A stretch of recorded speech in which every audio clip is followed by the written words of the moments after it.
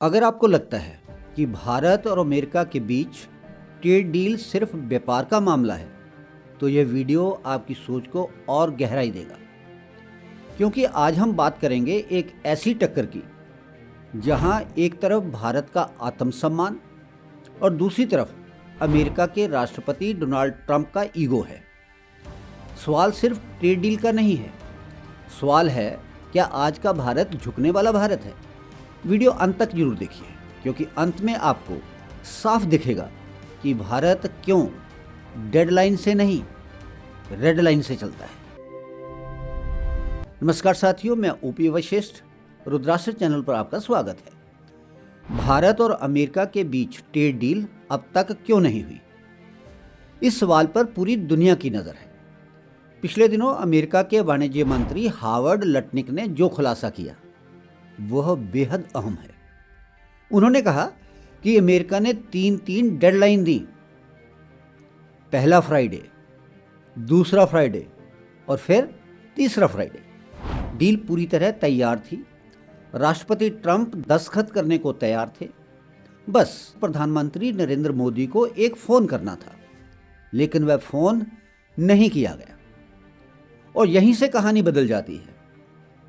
मेरे हिसाब से अगर एक वाक्य में कहूँ तो यह ट्रेड डील रुकी है भारत के आत्मसम्मान और ट्रंप के ईगो की टकराहट में।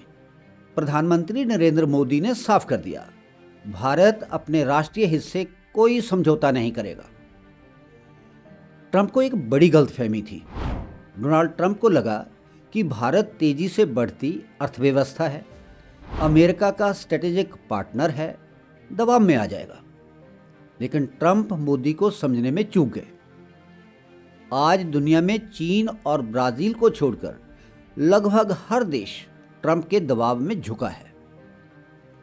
ट्रंप को उम्मीद थी कि भारत भी झुक जाएगा, लेकिन भारत झुका नहीं, और यही बात ट्रंप को सबसे ज्यादा चुभ रही है। भारत ने अमेरिका को स्पष्ट रेड लाइन बता दी, एग्रीकल्चर सेक्टर नहीं खुलेगा, फिशरी सेक्टर नहीं खुलेगा और डेयरी सेक्टर भी नहीं खुलेगा। इसके अलावा रूस से तेल खरीदना बंद नहीं होगा, रूस से हथियार खरीदना भी बंद नहीं होगा।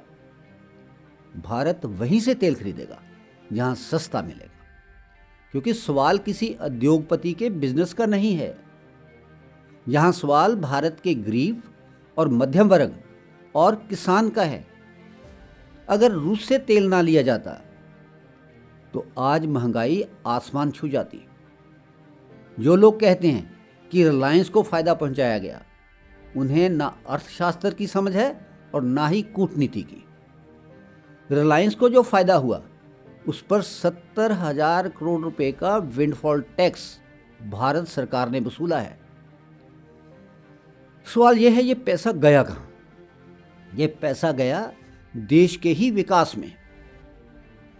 आज कांग्रेस को अचानक भारत के अपमान की चिंता हो गई है, लेकिन नरेंद्र सरेंडर किसने कहा?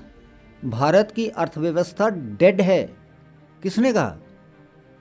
ट्रंप ने भी कहा और राहुल गांधी ने भी यही कहा।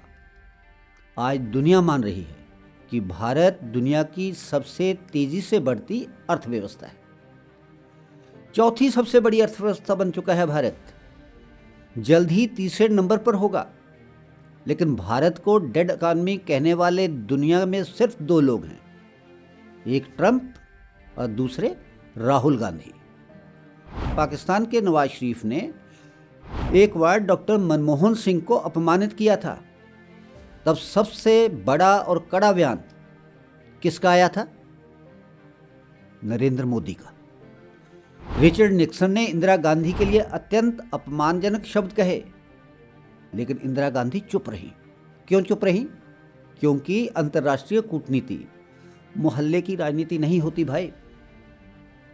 कबीरदास जी भी कहते हैं, गारी आवत एक है, उल्टत होए अनेक। गाली का जवाब देना उस गाली का प्रभाव बढ़ा देता है। प्रधानमंत्री मोदी की चुप्पी रणनीति है, कोई कमजोरी नहीं है। ट्रंप उकसाना चाहते हैं, प्रवोक करना चाहते हैं, ताकि भारत कोई प्रतिक्रिया दे और अमेरिका कड़े फैसले ले सके। लेकिन मोदी ऐसा मौका नहीं देते। 50% टैरिफ लगा, भारत नहीं डिगा, बल्कि एक्सपोर्ट बढ़ा और अर्थव्यवस्था और मजबूत हुई, क्योंकि भारत ने ग्लोबलाइजेशन अपनाया लेकिन खुद को डी ग्लोबलाइजेशन के लिए भी तैयार रखा। थोड़ा दिमाग पर जोर डालिए, मेक इन इंडिया इसी तैयारी का हिस्सा था। 1998 में भी भारत नहीं झुका था। आज तो भारत आर्थिक रूप से काफ़ी मजबूत है, कूटनीतिक रूप से काफ़ी सशक्त है, सैन्य और तकनीकी रूप से बहुत सक्षम है। इसलिए आज का भारत डेडलाइन से नहीं, रेड लाइन से चलता है। रेड लाइन का केंद्र बिंदु है भारत प्रथम, भारत फर्स्ट। ट्रंप 3 नहीं 30 डेडलाइन तय कर लें, भारत झुकने वाला नहीं है। समय आने वाला है जब भारत को अमेरिका से ज़्यादा अमेरिका को भारत की ज़रूरत पड़ेगी। प्रधानमंत्री मोदी की चुप्पी, उनका धैर्य और भारत की तैयारी सब उसी दिशा में इशारा कर रहे हैं। अगर आपको यह विश्लेषण महत्वपूर्ण लगा हो तो वीडियो को लाइक और शेयर जरूर करें और ऐसे ही तथ्यों पर आधारित राष्ट्रहित के विश्लेषण देखने के लिए रुद्राष्ट्र चैनल को सब्सक्राइब जरूर करें। तब तक के लिए धन्यवाद। मिलते हैं नए वीडियो में नए विश्लेषण के साथ। जय हिंद, जय भारत।